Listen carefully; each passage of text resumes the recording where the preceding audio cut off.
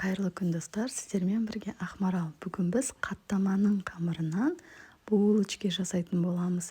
Өте жұмсақ болып жататын булочкилар. Видеоны соңына дейін қарап, менімен бірге болыңыздар. Және де міндетті түрде каналға тіркеліп алыңыздар. Сіздер менің каналымнан оп-оңай жасалатын неше түрлі тамақтардың рецепттерін таба аласыздар. Ең алдымен қамырын ашытып қоямыз. 100 мл жылы суға 100 мл жылы сүт құямыз. 1 қасық қаймақ қосып жақсылап араластырып аламыз да 1 қасық тұз және де 4 шай қасық қант қосатын боламыз. Жарты қасық дрожж саламыз. Бұл жерде барлығы тұз да, қант та барлығы шай қасықпен салынады. Ұнды қосып жұмсақ қылып қамыр елеп қоямыз да, бетін жауып жарты сағатқа жылы жерге қойып қоямыз.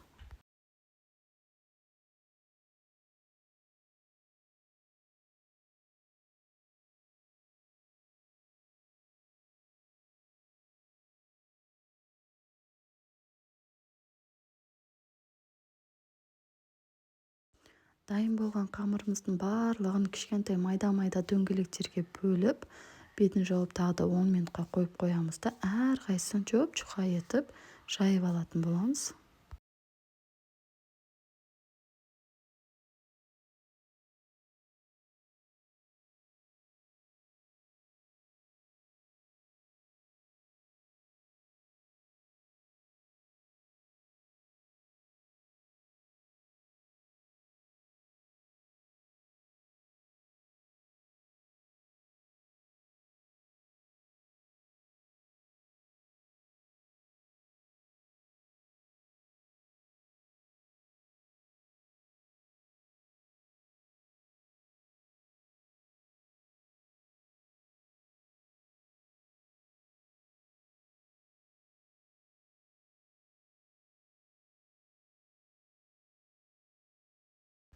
Барлық қамырды жайып болған соң, май жағып арасына бір-бірінің үстіне қоямыз. Әрқайсының арасына май жағып шығамыз.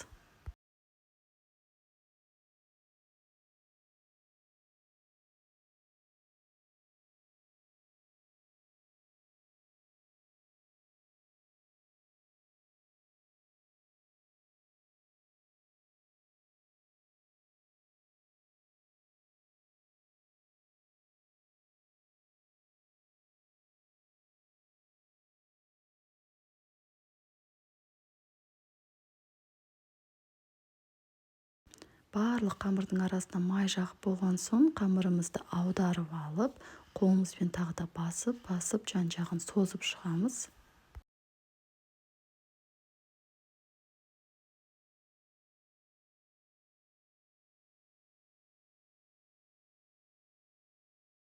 Бетіне май жағып, шамамен 3-4 см болатындай етіп кесіп алатын боламыз.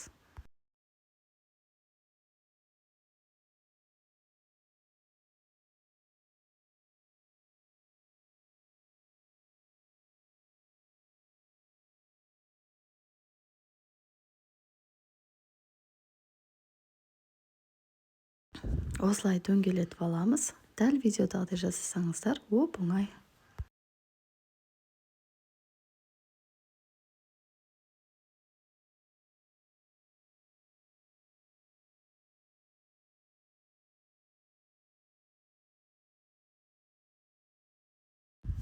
Барлық қамырды орап болған соң, үстінен бір-бір басып, холодильникке бетін жауып қойып қоямыз.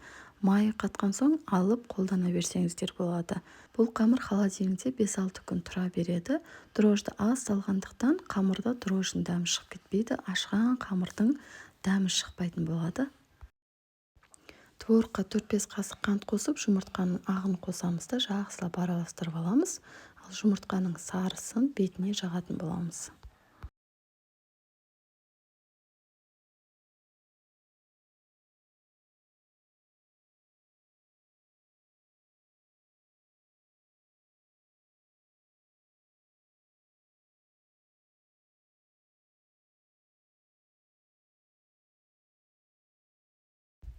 Қамырымыздың барлығын дөңгелетіп, қатты жұқа қылмай жайып аламыз.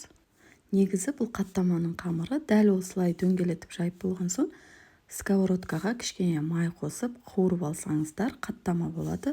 Өте жұмсақ, қатпарлы болып шығатын, дәмді қаттама болып шығады. Бұл қаттаманы мен қамырынан булочка жасап көрейін деп қамырды жайып бірнеше бөліктерге бөліп творог салып рогаликке жасадым.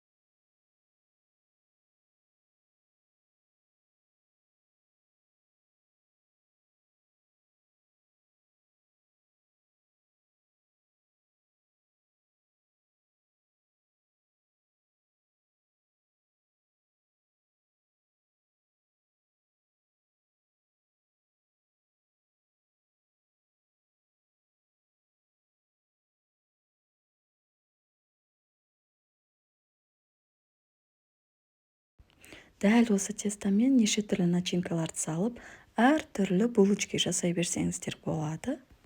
Қамыр слоеный болғандықтан, слоеный булочкалар өте дәмді болады, және де дрожь қосылғандықтан пышный болып көтерілетін болады қамыр.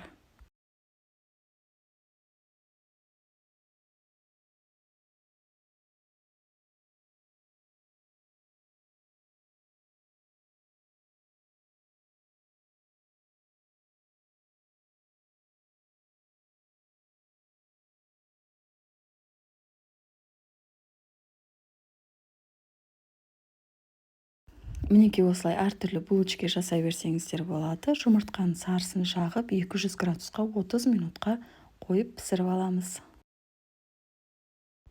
Мінекей достар, слоеный тестомен жасалған булочкаларымызда дайын, өте дәмді болып шығады екен достар.